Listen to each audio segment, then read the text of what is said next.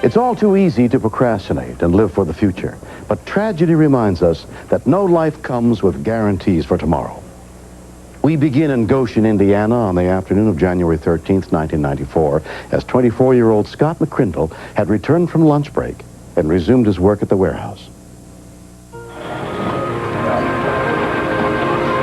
My brother, Scott. He's always there for me and backed me up in everything I did, and he taught me most of the things that I value in my life today. He was more than just a brother to me. He was kind of my hero.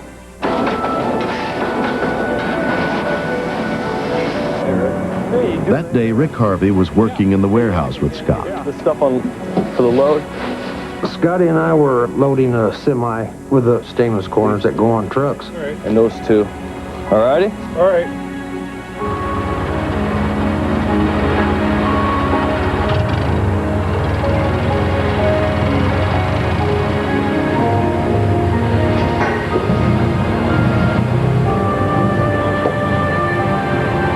After you get them two?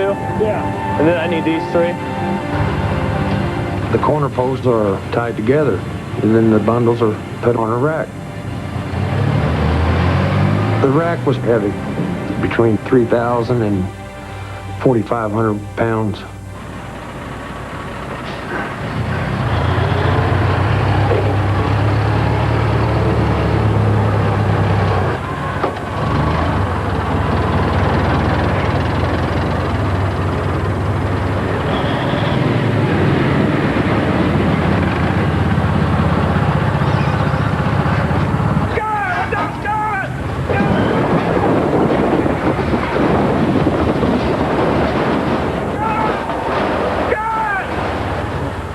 I didn't get no response, and from what I could see, the way the steel was on him, I thought he was a goner.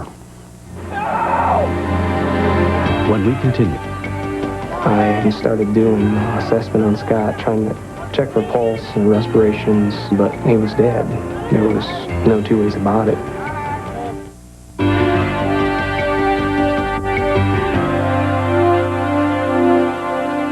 When a storage rack collapsed on Scott McCrindle, he was pinned beneath nearly 2 tons of steel. The only person who saw what had happened was co-worker Rick Harvey.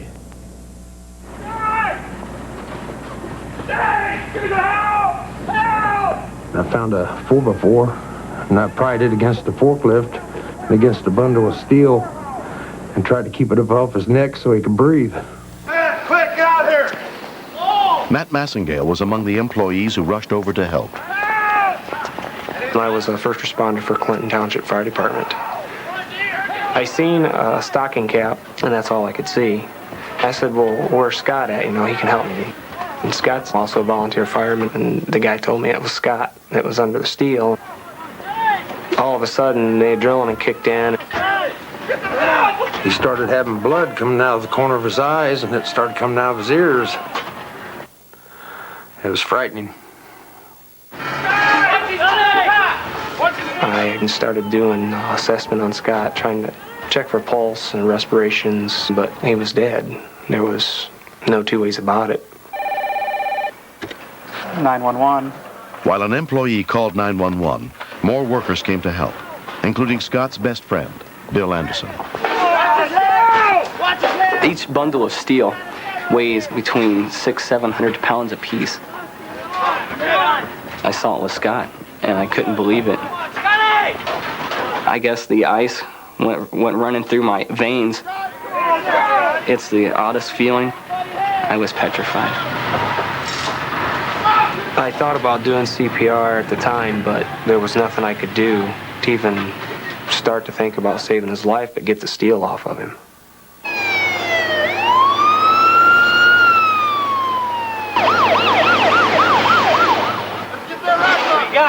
He lost his color, and it faded to a blue. It was getting deeper and darker. He seemed at peace.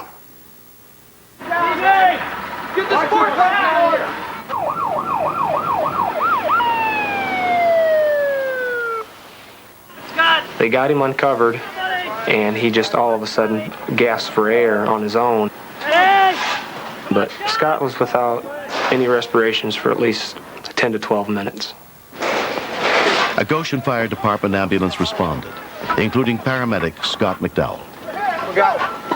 We did detect a pulse, and he was breathing somewhat on his own, but he had some chest trauma, so we knew at this point it was a very serious call. Come on! I noticed he had fire boots on. Come on, Scott! I heard the co-workers then yelling, "Come on, Scotty, you can make it." Scott McCrindle. This is Scotty McCrindle? Yeah. His dad, Marty McCrindle, was captain on our fire department. Scott was a good friend of mine, but his head was very swollen, and I didn't recognize him at all. Somebody get the wheels. The biggest picture that kept in my mind was the last expression I remember being on Scott's face when he's pushed against that steel. And that's a hard thing to live with.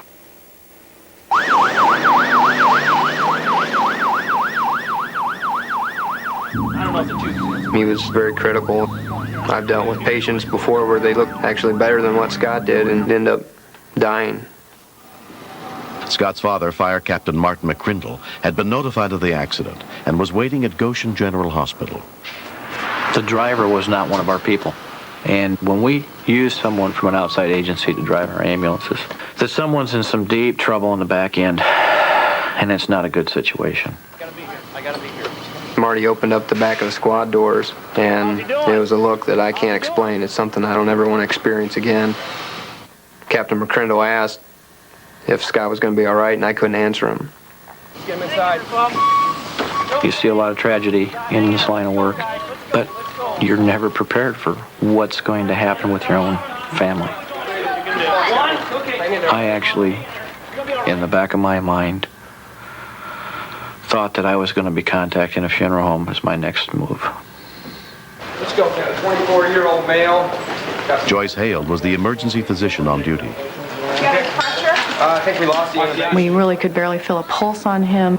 His face and his neck were swelling. That meant that he probably had had a very significant crush injury and that all the tissues in his body were swelling. Come on, Scott. He wasn't responding well, he wasn't breathing well, and I didn't think he had a chance. I need some betadine on his... Just before Scott was airlifted to a trauma center in another city, his mother, Patsy, was allowed to see him. And first thing I said to my husband, that's the same room my dad died in 8 years ago, which gave me a weird feeling.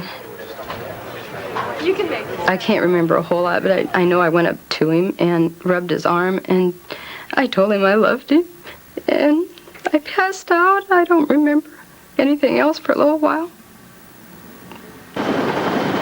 24-year-old Scott McCrindle was taken by Samaritan helicopter to Parkview Hospital and put under the care of trauma physician Jerry Easterday. Both sides. You've got good breath now. He looked terrible. The amount of pressure that had forced, the blood up in around his face and his head, the lesions that I saw on the skin of his face were very ominous. It's just a matter of just watching over the next hours to days to see, what kind of injury the brain had sustained. Just have to wait and see what's going to happen. I was not worried about brain damage at that time. I was not worried about nothing. I just wanted him to live. I wanted my son back. After 9 days in the hospital, Scott was released, amazingly, without any permanent brain injury. In the years since the incident, he underwent numerous surgeries to repair his severely broken left leg.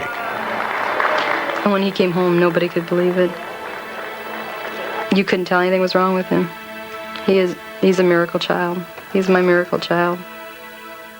Big pieces, small pieces? All those people that dug in and helped Scott, it restores your faith in fellow man. And had those people not removed some of those things, I know that Scott wouldn't be here.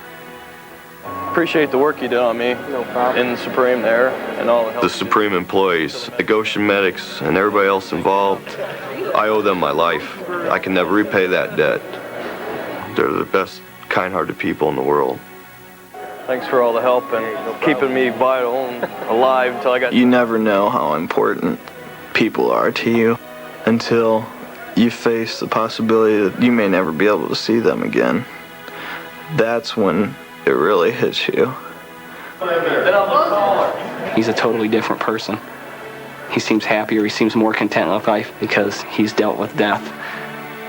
Sometimes the best things that come out of life are tragedies. when you find out and you realize what life's all about.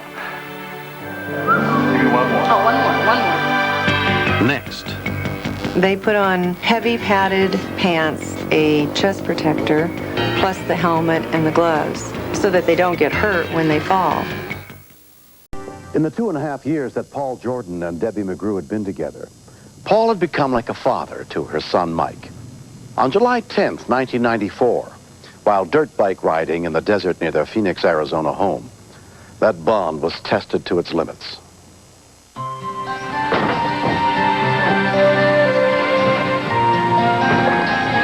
Breakfast first. This is the hottest July that we've had, I think, for quite a long time. More. To go out and ride bikes in the middle of the desert when it's already hot, to me, was the wrong thing. My mom didn't think it was a good idea. She's, no, I don't think he should go. And Paul's, no, I promise, Mike, we're going to do it. We're going to go have some fun. We're only going to be out there for a couple hours. Yeah. They put on heavy padded pants, a chest protector, plus the helmet and the gloves, so that they don't get hurt when they fall.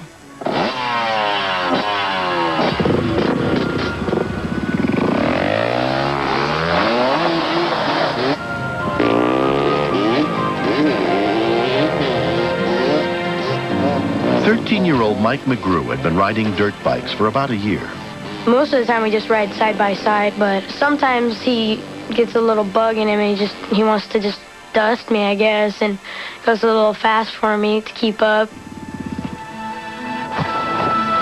Ooh. Oh man, that was fun. Yeah. I thought you was gonna go off the track on that berm back there. Right back there? Yeah. We stop like every half hour or something, and we get a drink out of his camel pack, and then we start up and go again.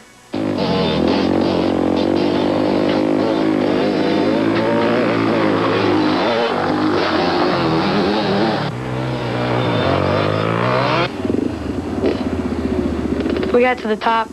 Paul's asking me, where do you want to go? And I say, well, let's go over to this side because I've never seen it.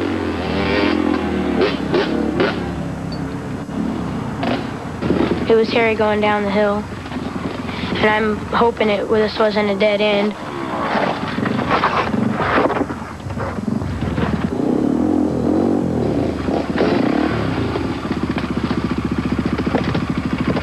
We get down to the bottom, and sure enough, it was a dead end. I'm like, how are we going to get back up this thing?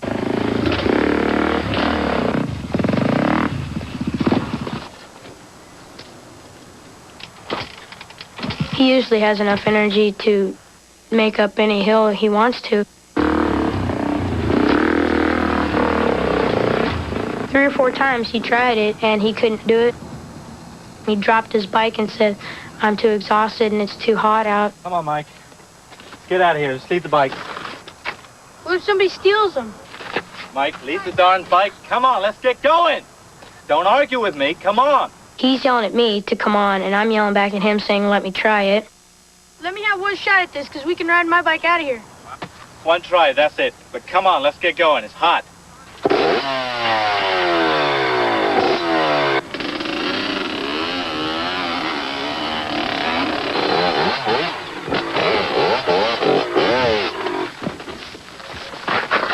I told him to walk, go ahead, I'll meet you out there, I'll get my bike, and he says, no, I'm not, I don't want to leave here without you because I don't know what could happen to you.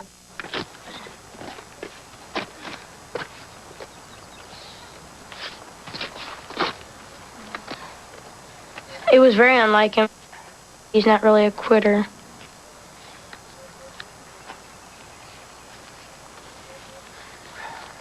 Come on. Coming. Get on my case, because you can't get the hill. Let's go. I'm coming.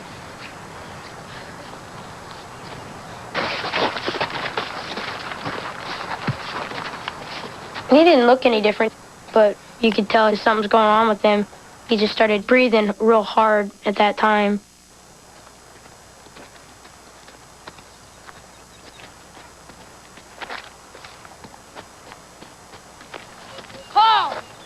I was scared, and I start hitting him on the face, and I'm like, are you okay? And he didn't answer me. And I was like, I gotta do something fast or Paul was gonna die out there. My grandpa let me drive his golf cart on the golf course and stuff, but I was scared. Getting him into the truck was the big deal. I didn't want to go down to the bottom of the hill because I thought I might hit him. My plan was to get him in the truck and go somewhere where I can get help.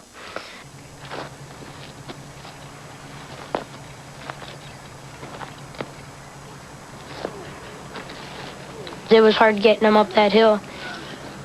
And then I couldn't get him in the truck because he's dead weight. So I take him and I move him into the shade of the Jeep. I thought he was just going to lay there until he died because I couldn't get no help and I couldn't get him in the truck. And nobody would stop. Mike McDonald also happened to be out riding that afternoon. I seen a younger kid jumping up and down frantically and stuff. This guy, Mike, he was big. He was like a construction worker or something, it looked like. Call 911, I got a man down. At this time, I'm really excited because this is my last hope. But he was unconscious. I knew he wasn't breathing right. I knew that much. And his skin was white.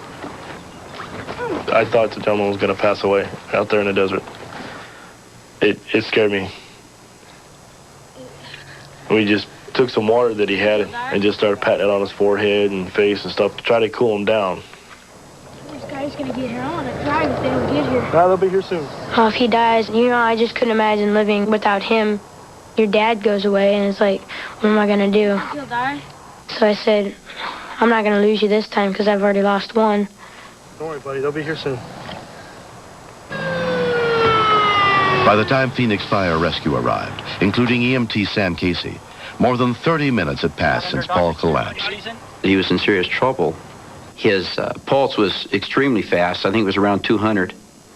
And his blood pressure was like 60. What this man had was heat stroke. Paramedic Dan Ojanen had also responded. When someone doesn't react to ice water on them when it's 100 degrees out, you know they're pretty much unresponsive because when you're out there sweating and someone throws ice water, you're going to react. Let's get some shade on him, okay? While we're waiting for the Yeah, we've got a ambulance. blanket right here. Come over here. You got me. Hold this corner. Paramedic Jack McCardle was also treating Paul.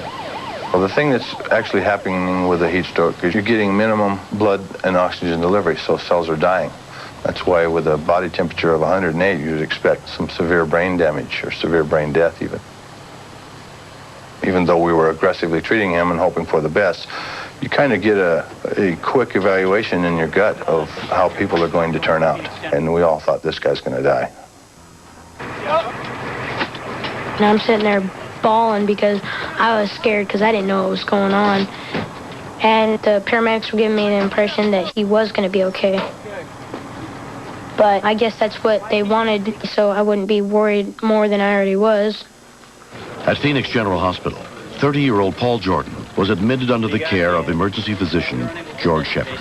Okay, this guy was out in the desert. He was thrashing about with a temperature of 107.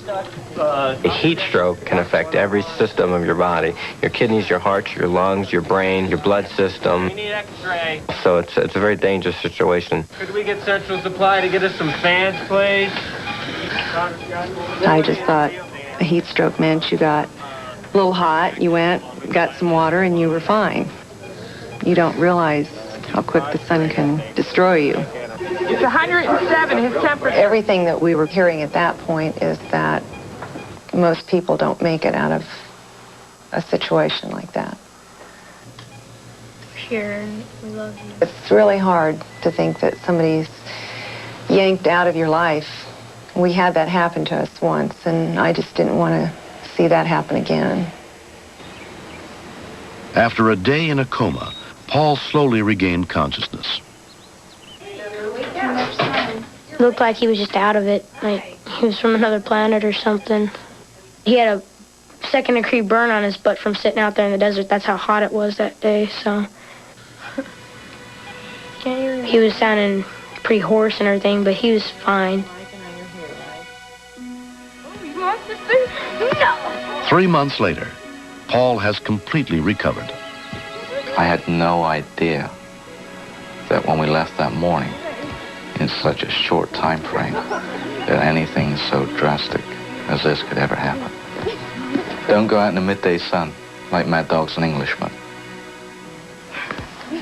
I think that he's the luckiest guy I've seen in a long time. He was delivered some extremely quality care at the hospital. He went through some things that most people die from while he was there, and he ended up with no deficits at all. Mike McDonald, he was a great guy because he stopped, and he knew that something was wrong when he saw somebody out there jumping around and waving him down. Without him, I couldn't have done that either. I don't know, what's your words?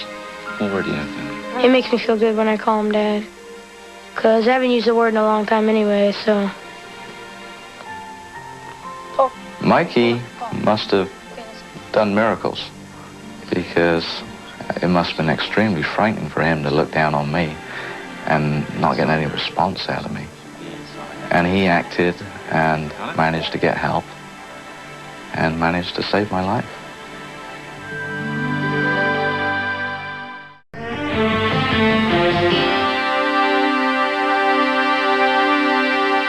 It takes some care to enjoy the wilderness without risking lives, as Aaron Bishop discovered when he and 16-year-old Carrie Baker set out into the mountains above Issaquah, Washington on February 26, 1994.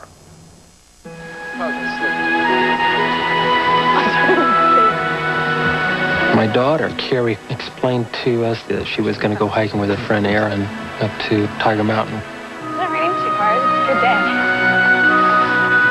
In some places, it's pretty rugged, but it's marked trails. Where do you want to go? Nice day. So you want to head up this way? Yeah. We had decided to go and look off some of the scenery that we couldn't get to. We kind of went trailblazing a little bit. Yeah. We had gone a ways off the trail. We can find it. It was a little more dangerous, but a really beautiful area. I had never been there before. I know. What you been doing all day? It was getting kind of late in the day, and it was time for us to start heading back down. And we knew if we followed the stream down, we'd eventually cross the trail. Carrie, hang on, be careful. You couldn't just stand up where we were, and we had to hang on to keep from sliding down the hill.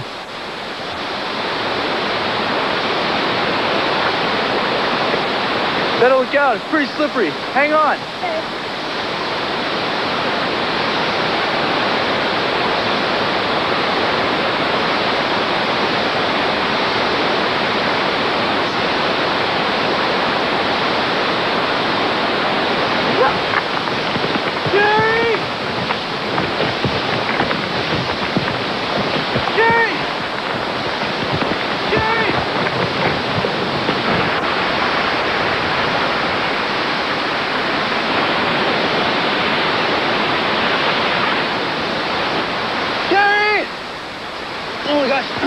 Carrie had fallen between 150 to 200 feet.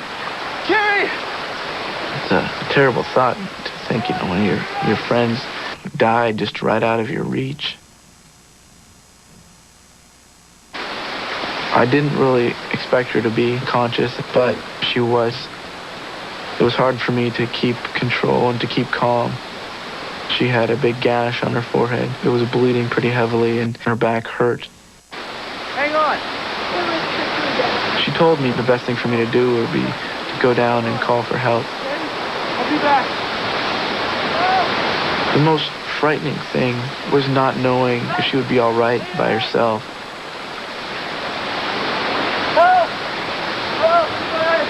Hearing Aaron's cries for help, hikers Alex Goins and Matt Iverson managed to find Carrie. It was extremely scary to see a person with that serious of a cut. Hey, are you all right? It was just incredibly gory. It is a sight that I will take with me for the rest of my days. Okay, what happened? I could see her skull I didn't want to freak out because I didn't want her to know what she looked like. I didn't want to scare her any more than she was. Okay. I knew that hypothermia and shock were going to set in extremely quick from her sitting in the water. I said, Carrie, if we move you, we run the risk of paralyzing you maybe, because I don't know the extent of your injuries. What do you want? And at that, she looked at me and she said, I want you to move me. I remember from one of the first aid classes that I had that if nothing else was available, you could take sticks and put them down the center of her shirt and make a stretcher that way. And this way, when moving Carrie, it would support her. Okay. Are you ready? Yeah. Okay, on the count of 3, we're gonna... I was petrified. I was so scared. My knees were shaking. On the count of 3, are you ready? Right before we moved her, 2. I said a prayer to God. I said, God, grant me strength to move her and not to slip, and that I don't do any further damage. Carrie's friend Aaron found a hiker with a cellular phone. Rescue units were immediately dispatched to the scene.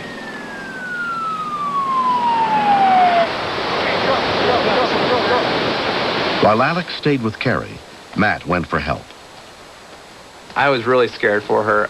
I've never been in a life and death situation, and I figured she could die any minute. I've never seen pain like that in anybody's eyes before. Show me where she is. Ron Joins, a doctor, happened to be hiking in the area.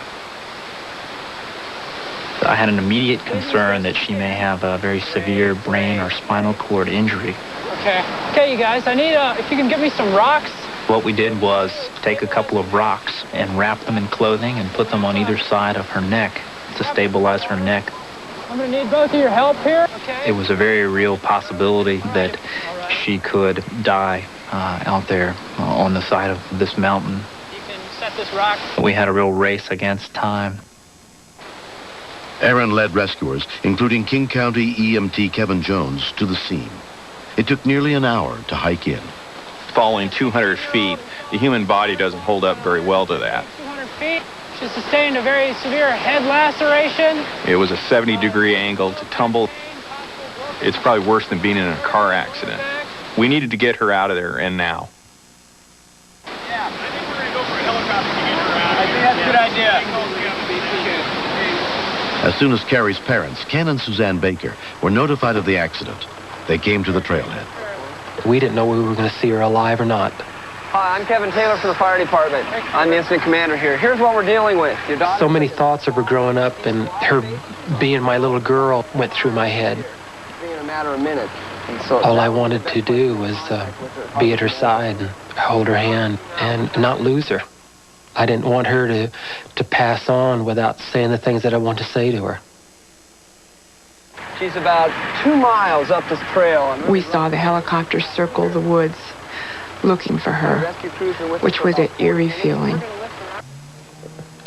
So we had a lot of ifs. And we were scared. We copy you fine, Issaquah Rescue. Evac 37 is in your location right now, and we are currently searching for you. Sergeant Craig Davidson was one of the medics on board the U.S. Army helicopter. It was severely overcast that day. We had very little fuel left on board the aircraft. We were running out of daylight. It just made it real difficult to look down through the trees and locate anybody. The people on scene told us that they had built a signal fire. That at the 12 o'clock position off the nose of the aircraft was the fire.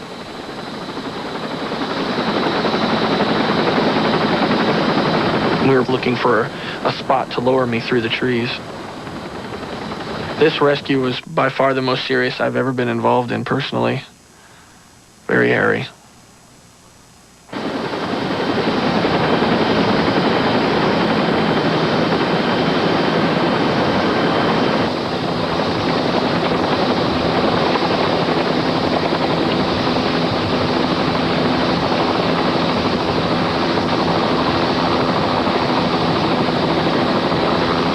Take an X. How you doing, Terry? We could not lift Carrie from where she was laying, so the only open area was the 8-foot entrance hole above the treetops that I came through 50 yards down below. How long ago were her last vital signs taken? About 5 minutes. 5 minutes ago? Like that. And that was our only option. We needed to move Carrie down, and we needed to do it quickly. As we were watching, right before she went into the helicopter, we saw her hit the helicopter. And we held our breath.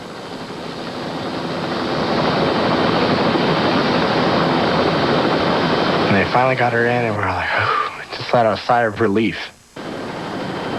3 hours and 15 minutes after her fall, 16-year-old Carrie Baker arrived at Harborview Medical Center in Seattle. X-ray. X-ray clear. She was examined by resident orthopedic doctor Muhammad Diab.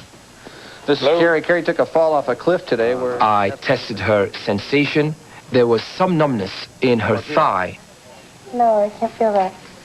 Trauma? She had sustained a terrible injury to her spine.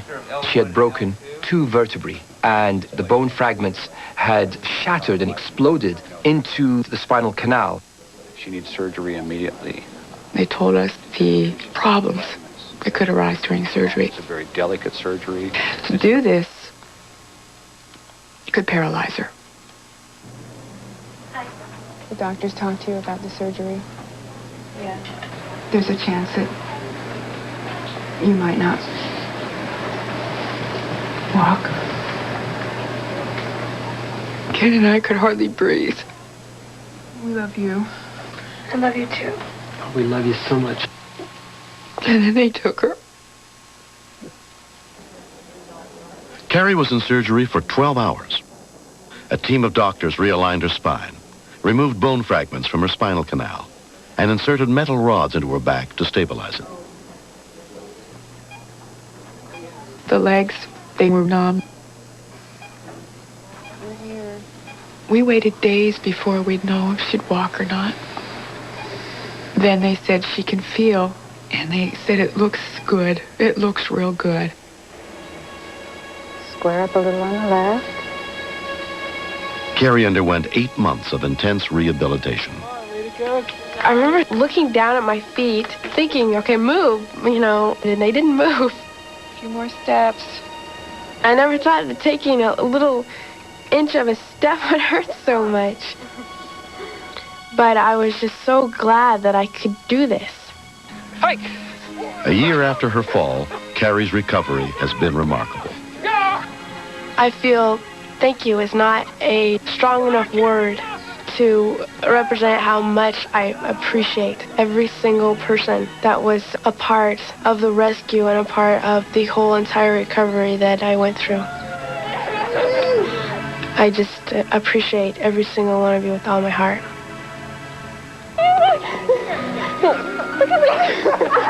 I love her like a sister. It's just unbelievable what the two of us have developed together. I've gotten a friend that is closer than some of the people I've known for years and years. Do this kind of stuff too? When people go hiking, they should have some first aid training, and they should stay on the trail. We should never have gone to any place where our safety was in question. We should have been a lot more careful where we were. Okay. The thought that I could have lost my daughter just makes me realize how much I do love her. That I can't do without her. I look forward to the years to come. So, you gotta hold my hand. I feel like I have a purpose and reason to be on the earth, and I feel like it's to show other people that life is such a wonderful thing. I wanted to make a difference in other people's lives as much as they've made a difference in mine.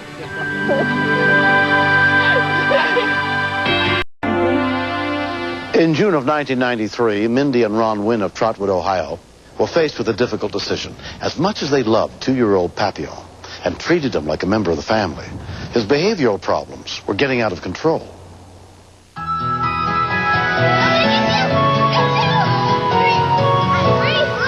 Papillon had developed some habits that we were not particularly fond of. He chewed up furniture, and he literally ate a couch. We kept on putting him outside, and then when he kept on coming back in, he kept on chewing things up. So my mother and father wanted to get rid of him.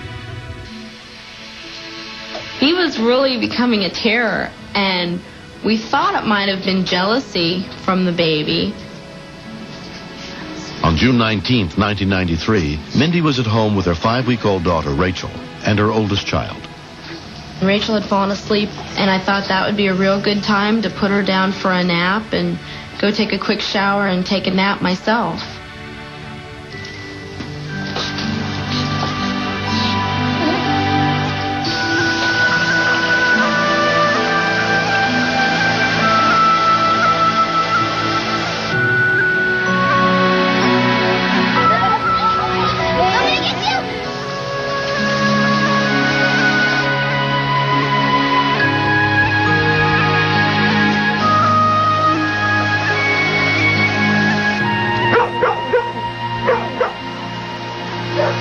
The dog started barking, and I didn't think anything of it because he barked all the time.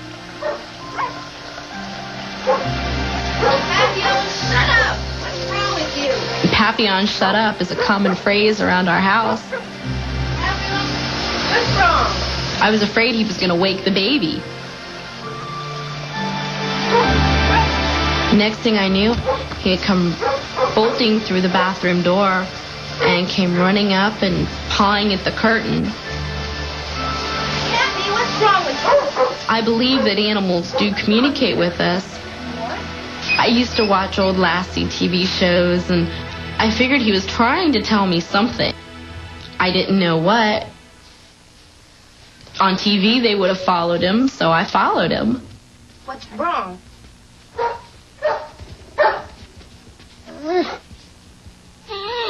He ran around in circles and put his paws up on the crib. And when I looked in at Rachel, she was blue around her lips. Rachel. I knew something then was very wrong. Amanda! Get in here! I just heard this loud scream. Call 911! 9-year-old Amanda rushed inside to help. The baby's not breathing!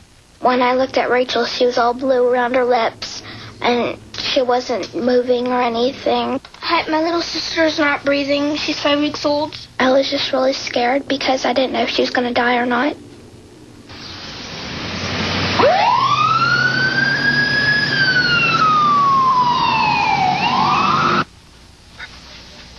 There was a pulse, so I thought something had to be blocking her airway. And I did a finger sweep, and when nothing was blocking her airway, I thought about SIDS, I thought about all kinds of things, but my predominant thoughts were to get her breathing again.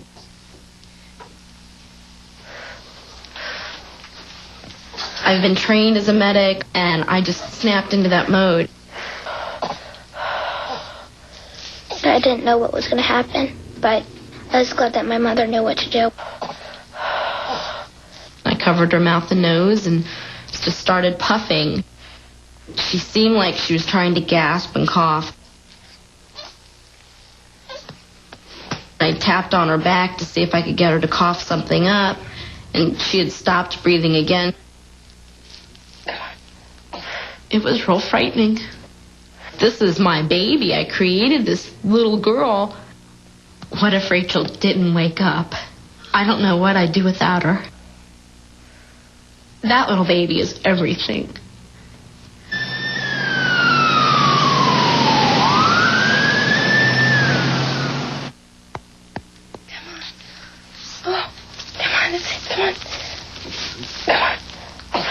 I turned her back over quickly and did more puffs. When she gasped that time, I pinched the bottom of her foot real hard and made her start crying.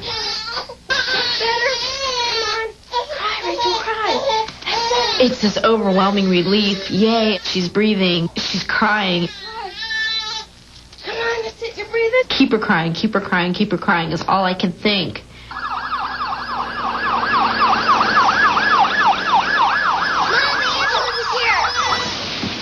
At that point, I was in a panic, and I was holding her and hugging her and crying. I was scared to death. When the ambulance left, I just grabbed Happy and I gave him a really big hug and told him that he was being a good boy for helping save Rachel.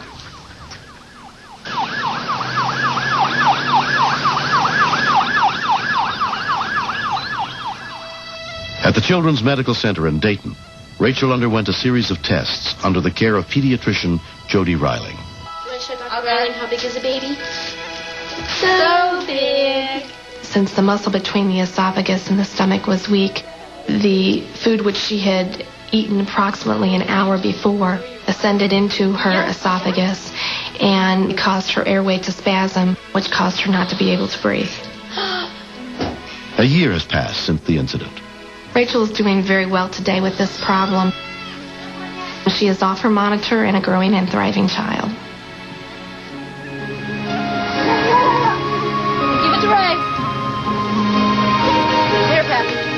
Ray. When I see Rachel and Papillon playing together, it's a wonderful feeling. He watches out for her, and she just loves him to death. Give it to Papillon. Rachel and Papillon are almost inseparable. There you go. When Rachel began to talk, her first words weren't mommy or daddy. She barked. She just licks the water like Papillon, and she used to growl. She just tries to act like a dog as much as she can. Yeah, you're silly. You're a silly boy. Yeah. I don't think there's any question that if Papillon hadn't alerted Mindy when he did, that we would not have Rachel with us now. Pappy, lay down.